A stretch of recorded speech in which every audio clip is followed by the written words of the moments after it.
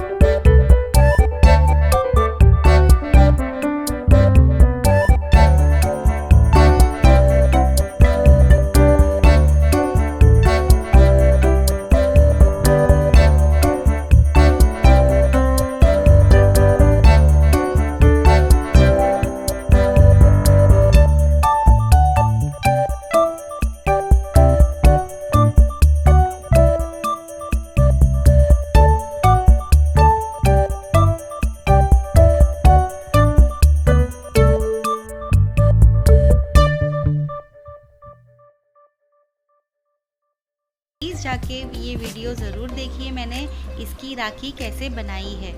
तो देखिए ये बस मुझे एक पैटर्न के ऊपर वीडियो बनानी थी कि ये मैंने कैसे बनाया है, तो ये वीडियो मेरा इसी के लिए था। तो फ्रेंड्स आप लोगों को मेरा ये वीडियो कैसा लगा प्लीज़ कमेंट करके बताइए, एंड फ्रेंड्स प्लीज़ आप मेरे चैनल को सब्सक्राइब ज़रूर कीजिए। Thanks for watching my video. Bye bye.